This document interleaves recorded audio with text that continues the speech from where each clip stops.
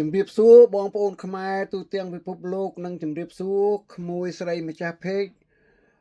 សូមបញ្ចូលវីដេអូខមមិនខ្លះនៅក្នុងវីដេអូនេះដើម្បីស្នើដល់ថ្នាក់ដឹកនាំសូមទេសនាដូចតទៅនេះបងប្អូនក្រុមហ៊ុនរោងចក្រតែសេងចាស់ខ្ញុំមកដឹងថារោងចក្រអីទេនៅរោងចក្រធំកចាញភូមិកចាញដីធ្លីរបស់ខ្ញុំដើមដលងរបស់ខ្ញុំសន្យារបស់ខ្ញុំថាជួនដំណឹងមុន3ខែអត់ជួនដំណឹងខ្ញុំទេជួនដំណឹងថ្ងៃហ្នឹងស្អែកក៏មកធ្វើវាយកាយរបស់ខ្ញុំខ្ទេចខ្ទីអស់ហើយដើមដលងរបស់ខ្ញុំចាំទីរបស់ខ្ញុំកាយខ្ទេចកាយខ្ទីអត់មានសល់ទេបងប្អូននេះពួកគាត់មកធ្វើបាបខ្ញុំជាប្រជាជនខ្ញុំអត់ដឹងរឿងនេះទេគាត់អត់មាននេះទេមើលរបស់ទ្រព្យរបស់ខ្ញុំតែខ្ញុំខំថែគាត់ធ្វើខ្ទេចខ្ទីរបស់ខ្ញុំអស់ហើយបងប្អូនជួយមើលនេះរួចខ្ញុំអត់ប្រាប់នេះខ្ញុំទេគាត់មកគាត់មកផលឡាយខ្ញុំគាត់មកប្រាប់ខ្ញុំបានតែមួយថ្ងៃខ្ញុំអត់តាមគាត់អត់ប្រាប់ដឹងថាត្រូវខ្ញុំត្រូវយកទៅពេលណាអត់ដឹងទេនេះពួកគាត់ទេបងប្អូននេះគាត់ធ្វើបាបពួកខ្ញុំមកចាខ្ញុំអត់នេះទេចានឹងគាត់ធ្វើបាបមកគាត់កាយរបស់ខ្ញុំខ្ទេចខ្ទីអស់ហើយបងប្អូនតិចអស់ចាខ្ញុំមានកិច្ចសន្យាតែខ្ញុំក៏ប្រាប់គាត់ដែរគាត់សន្យាមកខ្ញុំថាយករបស់គេអ្នកជុំវិញអស់បានគាត់យករបស់ខ្ញុំតែគាត់អត់ធ្វើតាមទេគាត់អត់ប្រាប់ខ្ញុំទេបងប្អូនគាត់ទៅគម្រាមខ្ញុំដល់ផ្ទះទៀតគាត់ទៅច្អល់មុខខ្ញុំដល់ផ្ទះទៀតបងប្អូនខ្ញុំមានវីដេអូទាំងអស់គាត់ធ្វើបាបគាត់ទៅច្អល់មុខខ្ញុំដល់ផ្ទះគាត់សម្អាងខ្ញុំប្រជាជនគាត់គាត់អ្នកចេះច្បាប់គាត់ធ្វើបាបពួកប្រជាជនដូចជាខ្ញុំ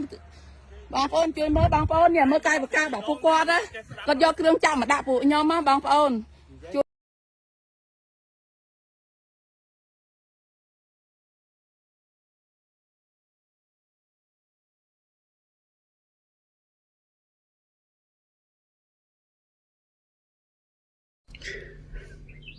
ជំរាបសួរបងប្អូនខ្មែរទូទាំងពិភពលោកនិងជំរាបសួរថ្នាក់ដឹកនាំទាំងពីររឿងដីធ្លីនេះ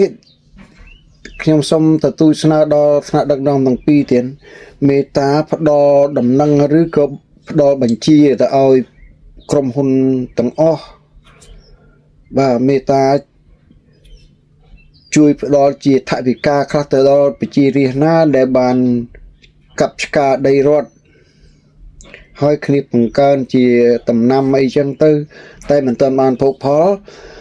តែគ្នាបានចំណាយលុយអស់ជាច្រើនឬអស់មួយចំនួនអីចឹងទៅហើយសូមមេត្តាជួយផ្ដល់ថវិកាឲ្យគ្នាខ្លះផងទៅណាបាទគឺបើនិយាយចំទៅគឺថាសូមឲ្យផ្ដល់ឲ្យមកតម្លៃអីគ្នាដែលគ្នាចំណាយហ្នឹងទៀតណាបាទខ្ញុំសូមស្នើឲ្យលោកទាំងពីរមេត្តាដាក់បញ្ជាទៅដល់ក្រុមហ៊ុនទាំងអស់ទៀតដើម្បីផ្ដល់ជាថវិកាទៅឲ្យប្រជារាស្ត្រណាដែលបានកាប់ឆ្ការដីហើយគ្នាអត់មានតសញ្ញាណប័ណ្ណអត់មានកដាស់ស្នាមអីបញ្ជាក់ថាជាដីរបស់គ្នានោះព្រោះគ្នាធ្វើក៏គ្នាអាងថាដីរបស់រដ្ឋដែរបាទហ្នឹងហើយខ្ញុំក៏សូមស្នើប៉ុណ្្នឹងទេទៀតណាសូមអរគុណបាទអរគុណ